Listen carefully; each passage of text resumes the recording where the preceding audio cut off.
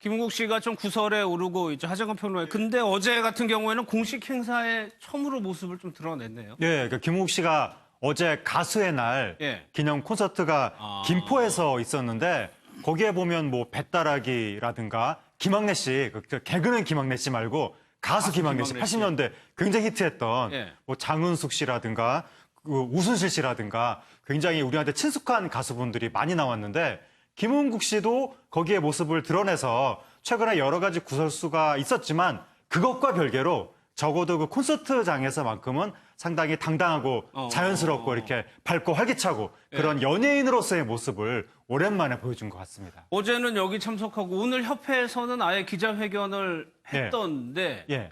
그럼 뭡니까? 계속 이대로 쭉 가겠다는 의도로도 보이네요. 그렇죠. 뭐 우리 이제 갈 길 가겠다라고 하는 건데 어제도 뭐 상당히 임시총회도 했었는데 뭐 문제도 있었고 근데 오늘 이제 가수협회에서 기자회견을 한 내용은 박일서 씨 측하고 문제가 되는 거거든요. 그렇죠. 그러니까 박일서 씨가 옛날에 도시의 아이들 오오오 내 사랑 그 노래 불렀던 유명한 가수 그분을 이제 뭐 제명시키고 등등등 이래서 이제 문제가 되는 건데 가수협회가 오늘 한 이야기는 박일서 씨가 뭐 굉장히 큰 피해를 당한 것처럼 주장하지만 그런 일은 아니다. 그냥 예. 선후배 간의 작은 오해 정도 수준이고 그다음에 박일서 씨는 본인한테 문제가 있어서 가수협회가 정확한 그 이 일처리 절차에 따라서 이 정상적으로 징계를 한 것이지 무슨 이상하게 뭐 안 좋은 일처리를 무리하게 한 것이 아니다. 그런데도 불구하고 우리 가수협회한테 무슨 문제가 있는 것처럼 비춰져서 너무 억울하다. 네. 그렇게 오늘 입장을 밝혔고 또 하나가 박일서 씨 측에서 김은국 씨한테 무슨 금전적인 비리가 있는 것처럼 주장을 하는데 네. 김은국 씨는 가수협회에 자기 돈을 썼으면 썼지 여기 가수협회에서 무슨 이익을 얻는 것은 없다라고 하면서 강력하게 의혹을 부인했습니다. 그러면서 뭐 대화로 해결하자고 하는데 이용욱 교수님 이거는 대화로 풀려면 풀 수는 있는 거죠. 그렇죠. 풀려면 이제 풀 수는 뭐 있는 그 상황인데 이미 사실 또 고소장을 냈습니다. 예. 그 영등포 경찰서에 그 김은국 씨 측에서요. 그 이제 그 이유가 이제 뭐냐면은 아까 그 밀고 당기고 이제 이런 과정에서 박일서 씨의 그 어깨에 염자 증상이 일어났다. 예. 그래서 진단서 또 뭐 첨부를 한 것 같습니다. 2주. 그리고 그 과정에서 코트가 이렇게 아주 그 찢어졌기 때문에 이것은 그 이제 재물 손괴다. 이런 그 내용으로 영등포 경찰서에 이제 고소장을 냈습니다. 예. 근데 그러다 보니까 일단은 이 상해죄 혐의 자체는 이제 고소를 뭐 취한다라고 해도 뭐 계속 뭐 수사가 이제 할 수밖에 없는 뭐 이런 그 상황인 것 같고요. 그러니까 지금 이 그 두 당사자 간에 일정 기간 축적되어 있던 감정의 앙금이 해소되지 않고 있는 것이 가장 큰 문제점이 아닌가 그 생각이 됩니다. 예. 그 관련돼서 물론 이제 그 가수협회 측에서 그 임원의 그 나이를 그 제한하고 있는 것에 이것에 그 제대로 받아들이지 못한 것이 가장 큰 이유가 아닌가 보는 거죠.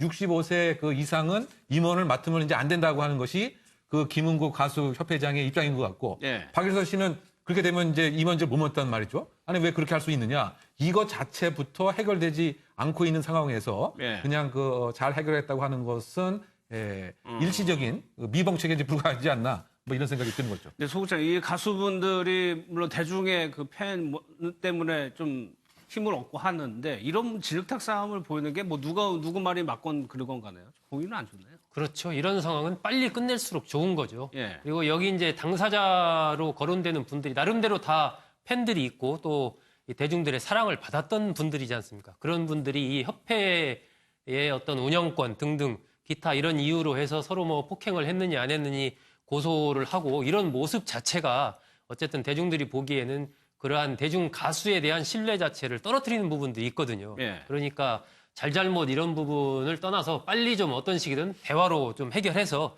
이 문제를 멋있게 좀 화해하는 모습을 대중들한테 보이는 부분이 좀 필요하지 않나 그런 바람을 가져봅니다.